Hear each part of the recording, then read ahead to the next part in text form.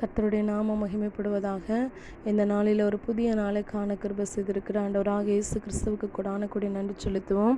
இந்த நாளிலும் கூட ஆவியானவர் நம்மளோடு கூட பேசுகிற வார்த்தை யாத்திராகமம் 14ஆம் அதிகாரம் 16ஆம் வசனம் இப்படி சொல்லுகிறது: நீ உன் கோலை ஓங்கி உன் கையை சமுத்திரத்தின் மேல் நீட்டி சமுத்திரத்தை பிளந்துவிடு. அப்பொழுது இஸ்ரவேல் புத்திரர் சமுத்திரத்தின் நடுவாக வெட்டாந்தரையிலே நடந்து போவார்கள் என்று சொல்லி பிதாவாகிய தேவன் மோசையோடு கூட பேசுகிறதை பார்க்கிறோம்.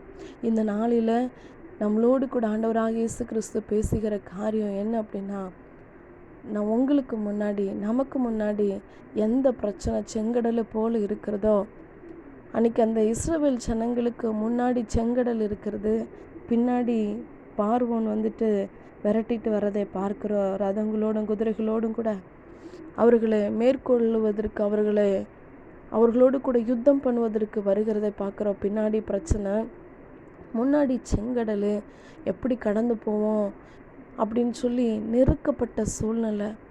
ரெண்டு பக்கமும் இஸ்ரவேல் ஜனங்களை நெருக்குகிற சூழ்நிலை, துக்கப்படுத்துகிற ஒரு சூழ்நிலை, அவர்களை காயப்படுத்துகிற. அவ்வளோதான், இனி நம்ம என்ன பண்ண போகிறோம், அவ்வளோதான், நம்ம மடிஞ்சு போக போகிறோம், நம்ம செத்துருவோம் போல இருக்குது, அவ்வளோதான், இனி நம்மளோட வாழ்க்கையில் பேசாமல் அங்கே அடிமையாக கூட இருந்திருக்கலாம் போல், இனி நம்ம வாழ்க்கையில் அவ்வளோதான் அப்படின்னு நினைக்கிற அந்த ஜனங்களுக்கு முன்பதாய், அவர்கள் வணங்கா கழுத்து உள்ள ஜனங்க தான், தேவைக்கு மாத்திரம் ஆண்டவரை தேடுற ஜனங்கள் தான். ஆனால் அழைத்து வந்தவர் பெரியவர், அடிமைத்தனத்திலிருந்து தெரிந்து கொண்டவர் பெரியவர், வேறு பிரித்தவர் பெரியவர், அவர்களை வழிநடத்திட்டு வருகிறவர் பெரியவராக இருந்தபடியினால அவர் இஸ்ரவேல் ஜனங்களை கைவிடாதபடிக்கு அவர்களோடு கூட அழைத்து வந்த தேவன், நான் உங்களோடு கூட இருக்கிறேன் என்று சொல்லி, கர்த்தர் உங்களுக்காக யுத்தம் பண்ணுவார், நீங்கள் சும்மா இருப்பீர்கள் என்று சொல்லி மோசையோடு கூட பேசி அந்த நாளில் நடக்கிற காரியத்தை பார்க்கிறோம். ஆண்டவராகிய இயேசு கிறிஸ்து பிதாவாகிய தேவன் இந்த நாளில் இதை கேட்டுக்கொண்டிருக்கிற ஒவ்வொருவரையும் பார்த்து சொல்லுகிற காரியம், நீங்கள் பயப்படாதீங்க.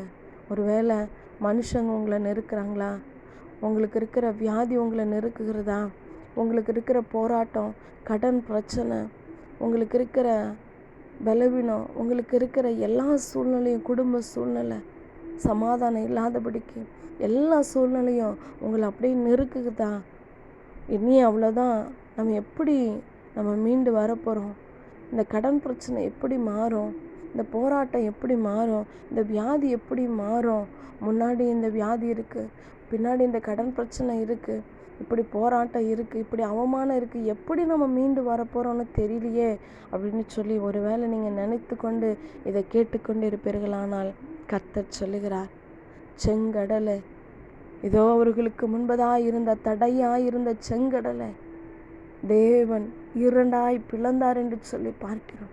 அது இரண்டாய் பிளந்தது மாத்திரமல்ல, அது வெட்டாந்தரையாய் மாற்றினார். ஒன்றுமே அந்த தண்ணி இருந்ததற்கான அதில் அறிகுறியே இல்லாதபடிக்கு தேவன் அதை வெட்டாந்தரையாய் மாற்றினார்.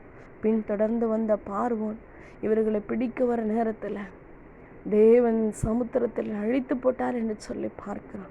இந்த நாளில் உங்களுக்கு முன்பதாய், உங்களுக்கு பின்னாடி எந்த பிரச்சனை இருந்ததோ, எந்த போராட்டம் இருந்ததோ, எந்த வியாதி இருந்ததோ, கர்த்தர் இந்த நாளிலே அதை நிர்மூலமாக்கி போடுகிறது. வெட்டாந்தரையாய் அது இருந்த அந்த அடையாளம் கூட இல்லாதபடிக்கு அதை நிர்மூலமாக்கி போட போகிறார்.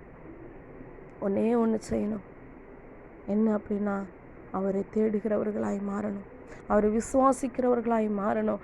அன்னைக்கு இஸ்ரவேல் ஜனங்களுக்கு செய்தவர் இன்னைக்கு என்னோட வாழ்க்கையில் அவர் செய்வார் அப்படின்னு சொல்லி யார் நம்புறீங்களோ, யார் விசுவாசிக்கிறீங்களோ, கர்த்தர் இந்த நாளில் உங்களுக்கு இருக்கிற பிரச்சனையை அவர் வெட்டாந்தரையாய் மாற்றப் போகிறார். அவர் வெட்டாந்தரையாய் ஒன்றுமே இல்லாதபடிக்கு அவர் வெட்டாந்தரையாய் மாற்றப் போகிறார். யுத்தம் கர்த்தருடையது. இன்றைக்கு நீங்கள் காண்கிற எகிப்தியரை இனி என்னைக்கும் காண மாட்டீங்க என்று சொல்லி கர்த்தர் உங்களுக்காக, உங்களோடு கூட இருக்கிற பிரச்சனைகளோடு கூட அவர் யுத்தம் பண்ண போகிறார். நீங்கள் சும்மா இருப்பீர்கள் என்று சொல்லி வேதம் சொல்லுகிறது. இந்த நாளில் கர்த்தர் உங்களோடு கூட இருந்து பெரிய காரியங்களை செய்ய போகிறார். ஆமென்.